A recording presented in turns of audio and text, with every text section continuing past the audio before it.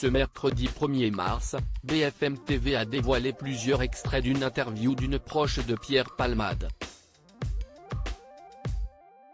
Face à Bruce Toussaint, cette dernière qui se trouvait avec le comédien dans sa maison de Célie-en-Bière a évoqué les heures qui ont précédé le drame.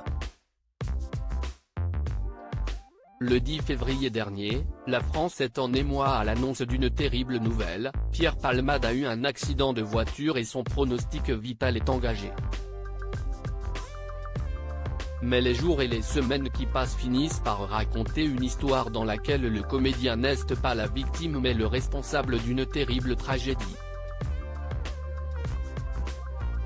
Il conduisait en effet sous l'effet de cocaïne et d'autres produits stupéfiants.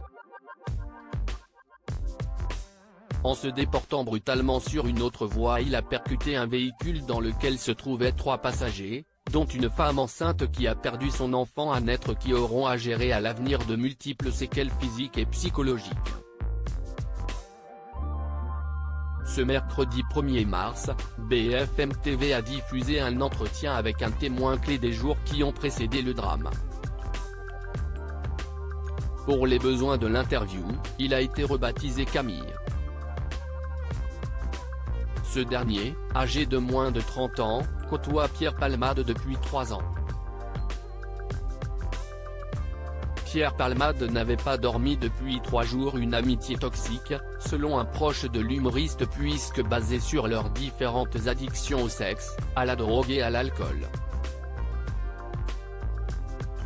Je pense que déjà, juste se piquer mutuellement, si est déjà se mettre en danger.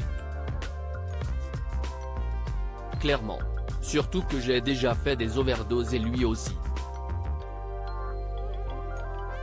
Les personnes qui aiment le danger, aiment bien le fréquenter aussi, a confié ce proche, qui a révélé que l'humoriste avait déjà à plusieurs reprises manifesté le désir de se sevrer. On avait même une fois envisagé de faire une cure ensemble.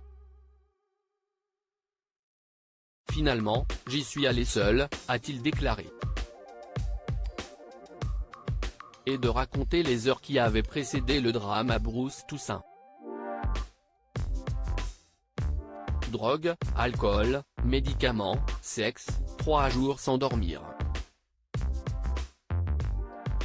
Et selon le témoin, le matin même de l'accident, Pierre Palmade et ses invités avaient déjà fait une balade en voiture.